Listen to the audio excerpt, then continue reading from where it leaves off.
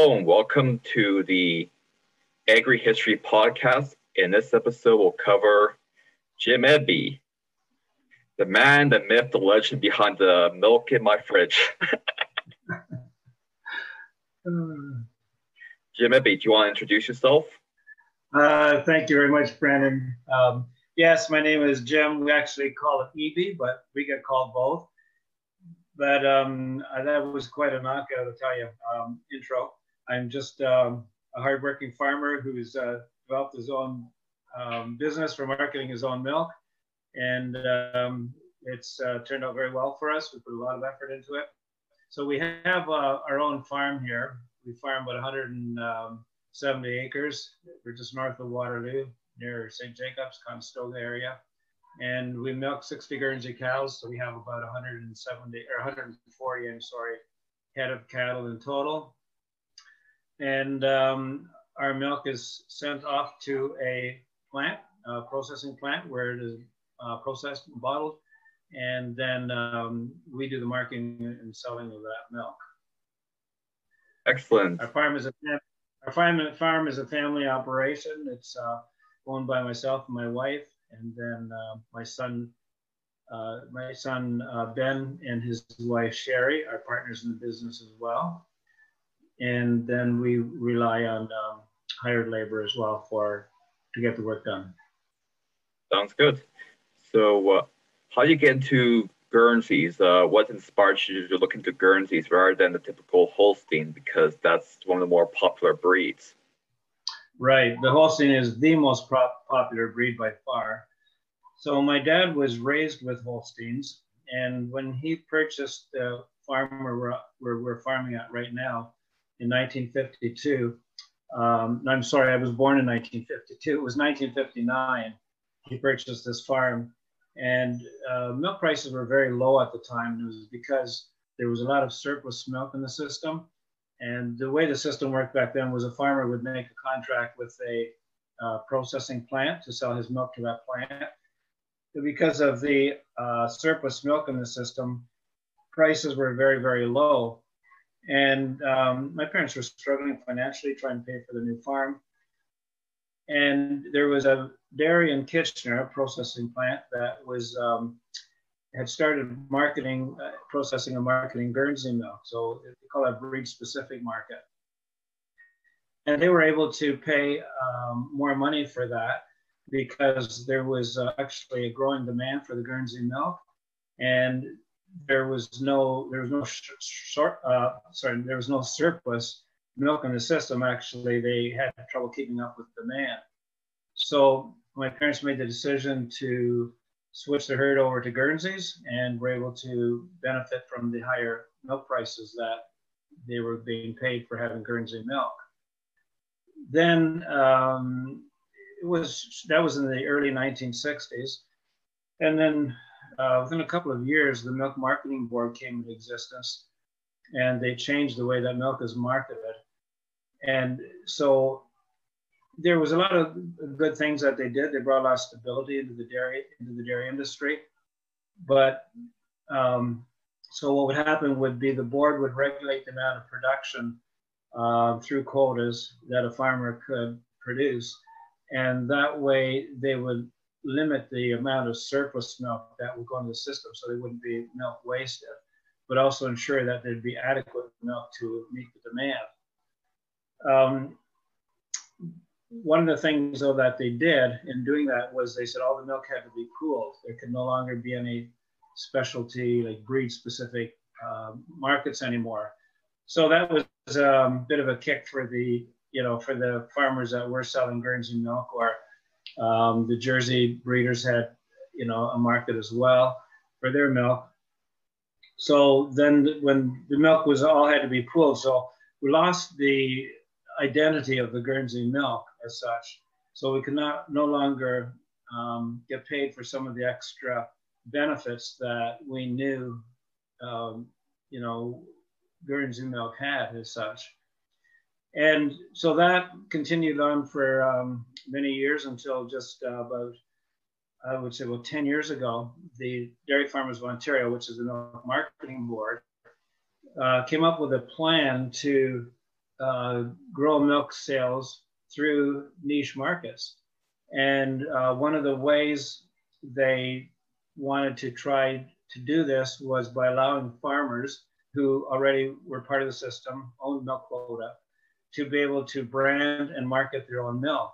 And the idea was that they would produce something or bring something to the market that would be unique, something that would be different than it was on the milk shelves in the store currently. So this was quite a switch for the marketing board, because before that everything was very generic, and you know, it was very much the same from one company to the next. So this way, farmers were encouraged to, if they wanted to do so, to either produce their own or process their own milk, or have it processed elsewhere and brand it and sell it. And so this is something that really attracted me, because I've always had a passion for the Guernsey breed. I always had appreciation for the quality of the milk that the Guernsey cow produces. And knowing that Guernsey milk was very popular in the past, I couldn't see why it would not be popular again. It just had to be reintroduced to the public. And so we went out on a bit of a limb and decided we're going to do that. Rather than build our own micro processing plant on the farm, we were able to contract Hewitt's Dairy in Hagersville, which is part of the Gay Lee cooperative, to do our processing for us. And so we have a co-packing agreement with them. And we're very fortunate to have been able to get them because to do our processing, because they have very high standards and been known for their high quality of processing. So our milk is shipped to them twice a week. We ship 3 days of milk twice a week and have it processed and bottled for us. We did look into building our own plant, but we didn't know if we wanted to commit ourselves to that type of investment, not having any guarantees that, you know, this our business venture was going to be successful or not.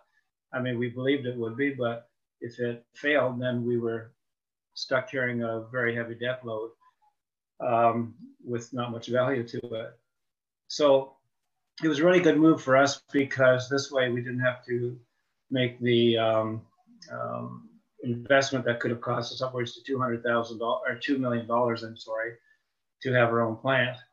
And this way we can let the professionals do the processing and the bottling, and our focus can be on the production of the milk and on the marketing and distribution of the I've got 2 questions. One would be, given that the marketing system changed from being generic to allowing different farmers to brand their own thing, why didn't they allow the people to brand? Why didn't they allow the farmers to brand their own stuff in the first place? Because that wasn't the mindset of the people who basically, you know, drew the blueprint for the new marketing program for the milk marketing system in Ontario and then for Canada. They wanted to put everybody on what they considered an equal basis. So, well, there was 2 reasons. One was, and I heard this actually directly from a former chairman of the Milk Marketing Board, who actually was the first chairman of the marketing board. And he said it wasn't fair that people with certain colored cows could get paid more for their milk. So there was, that was, I guess you might call it a political statement as much as anything, because, you know, the way they saw it was milk is milk is milk. That was what they said, was milk was basically the same. And we know that's not true. And the other thing was they were going to make the milk system more efficient by, so a milk truck wouldn't go down the same road, or one milk truck wouldn't go down, pick up somebody's milk, and then another milk truck from another company would come down the same road, pick up somebody else's milk. So they could gain some efficiencies by having all the milk, you know, in one area collected by one milk truck type of thing. So that was the other reason for that. But now, as we see, you know, I mean, and things have evolved over time because then they began this sort of organic, a pool for organic milk. And so then their milk was getting picked up, separately. For a while, they did the omega-3 DHA milk. That failed eventually, but they were having trucks pick up, milk for that. Now they have the grass-fed milk as well. They have a pool for that. And so, that part of the system just isn't, it's not operating that way anymore. And then our milk, we actually pay our milk company or our milk transport company. Actually, I should back up. The milk transport companies actually work for the board. They're hired by the board to transport milk. And so they're the only legal entity who can transport milk. So we cannot buy a milk truck and drive our own milk. It has to be done by a milk transport company that's hired by the milk board.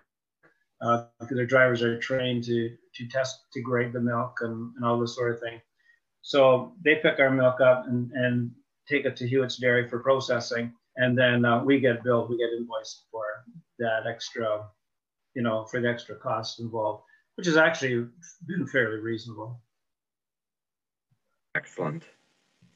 Now the other question would be, that different cows have different types of temperaments. So how does the temperament of a Holstein compare to the temperament of a Guernsey? Well, a temperament can be very much an individual thing. You'll have you'll vary quite widely within a breed, but generally speaking, the Guernsey is known as having a docile temperament. They are considered to be about the most docile of any breed of cow, which makes them very nice to work with. They're very quiet, easy cows, relatively easy to work with. But then again, some cows that are very aggressive and maybe not as docile can have a little bit more fight to them. There can be some good qualities as well, but generally speaking, that is one of the advantages of the Guernsey cow is their docile temperament. They're a beautiful cow to work with. Excellent. Do you have any cute stories or funny stories about Guernsey cows doing anything strange or silly?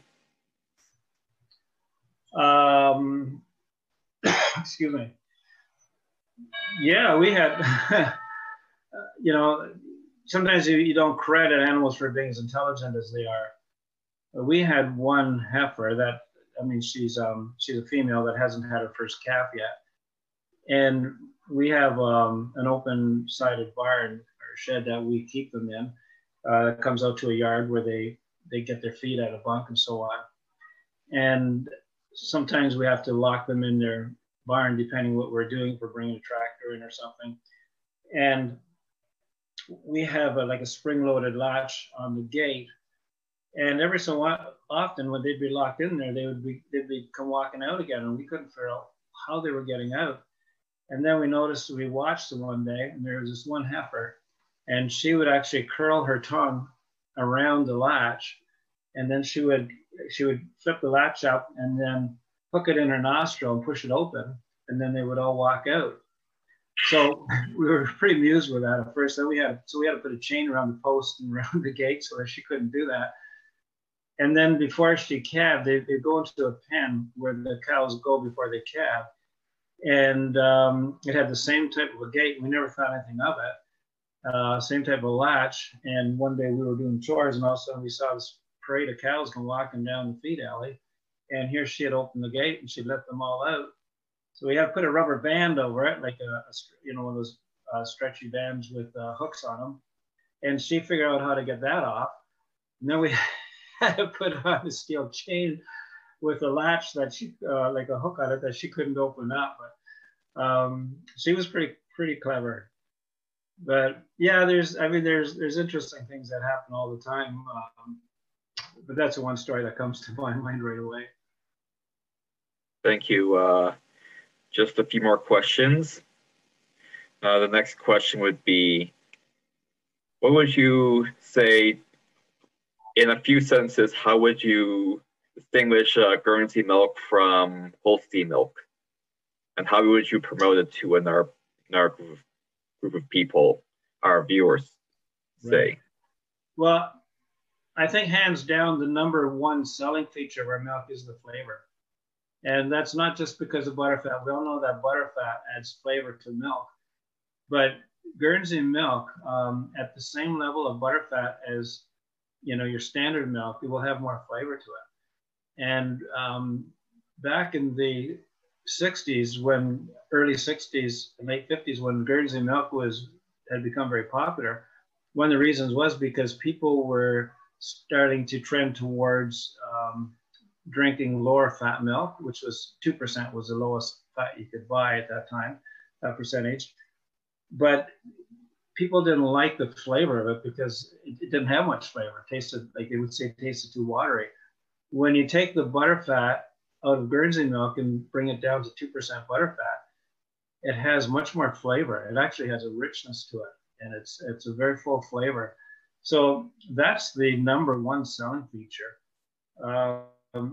Guernsey milk is higher in protein and calcium, and if you want the full fat milk, it will be higher in fat than Holstein milk, say, would be. Our milk, we average close to 5%. Some years we've averaged over 5% butterfat. So our 4.8% milk is what we call our whole milk. There's no butterfat taken out of it. So we call it 4.8% because that's generally what the lowest it will be in butterfat. Sometimes it'll be higher than that. And we sell that as a cream top. So it's pasteurized, but it's not homogenized. And it's excellent for making cheeses. A lot of people, like from Eastern European countries, Eastern countries, Middle Eastern countries, they really like that because like India, those types of countries as well, because that's basically what they're used to, is drinking milk with it, that's not homogenized, so the cream comes to the top. So there's definitely a niche market for that. The other thing that makes Guernsey milk unique is its foaming capabilities when you froth it. So we have a number of cafes that buy our milk, and we'll use it exclusively because it froths so nicely. So generally they'll use the 2%. It froths nicer, creates a stiffer froth, and it'll have more flavor to it, more of a richness to your coffee than a standard 2% would. The other thing is, I must mention as well, is our milk is 100% A2. So for people who don't understand what that means, is there are a significant amount of people who have issues digesting milk. They have nasty reactions to it, the most common being the stomach. But some people can be inflammation in the joints. It can be sinus problems or, causing phlegm.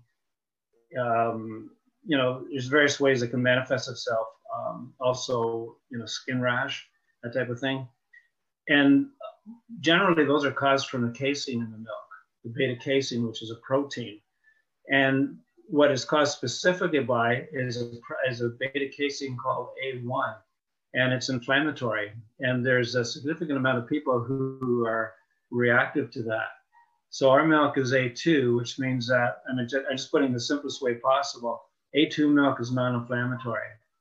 And so we have many, many customers who can drink standard.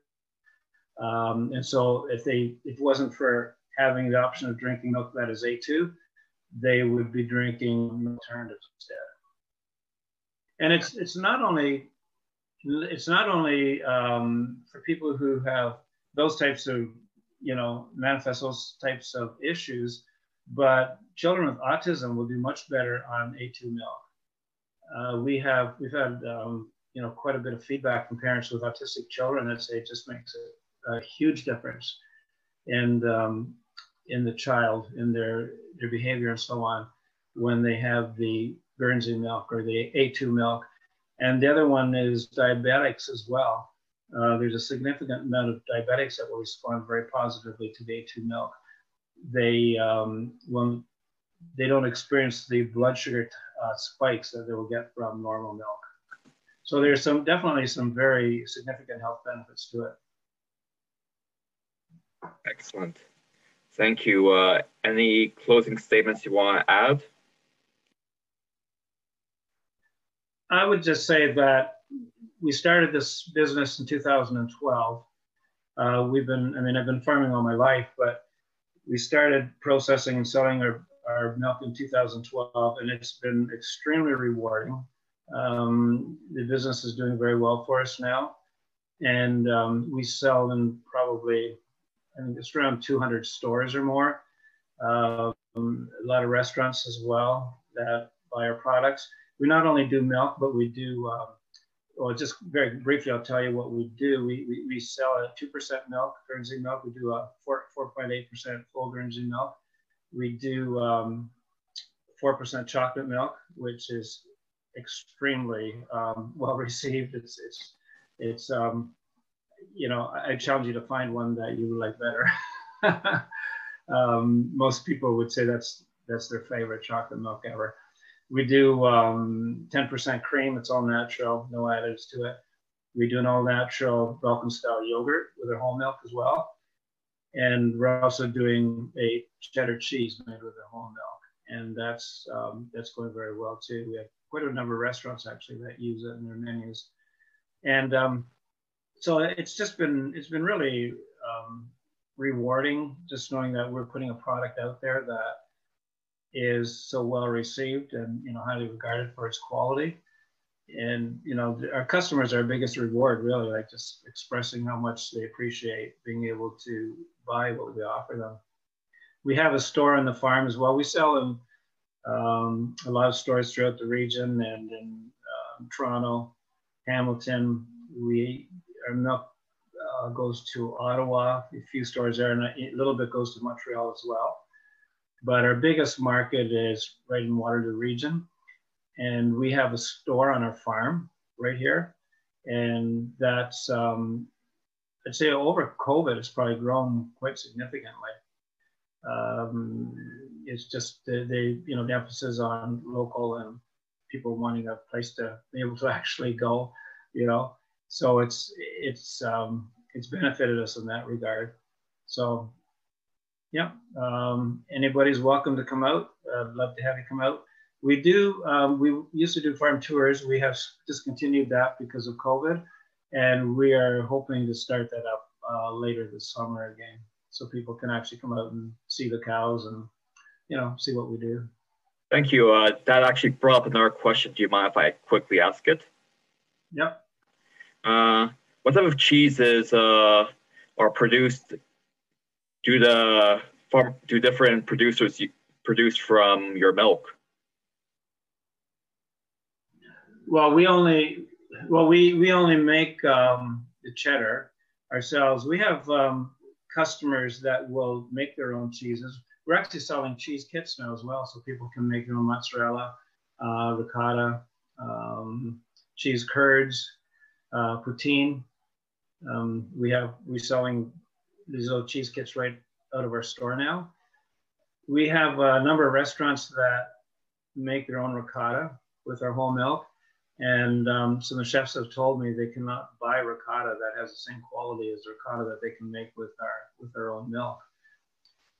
So yeah, the other thing I didn't mention too was the ice cream. Is we sell, we have probably about 5 customers now that on different, you know, different amounts of milk for making ice cream. The biggest one is For All Ice Cream in Kitchener. It's a premium ice cream, very high quality, and we sell our store as well. So it's made with our milk. We purchase the cream for them, the 35% cream as well. And if you haven't had For All ice cream, you'll have to try it. It is pricey, but I'll tell you, a lot of our customers are hooked on it, and we do sell a lot of it. It's sold, most of it is sold in little glass jars, 500 ml glass jars. But we also have she also makes ice cream bars and ice cream sandwiches now, and we sell those in our store as well. but it's called For All Ice Cream. She has a shop in Waterloo, and you can buy it in various stores around the region. Thank you. And that's a good spot to edit on. Thank you for agreeing to this interview. Oh, you're welcome. It was a pleasure. The pleasure was mine. You have to come out sometime and we'll meet in person. Sounds awesome. All right. See you soon. Thanks very much. Take care. Take care. Bye.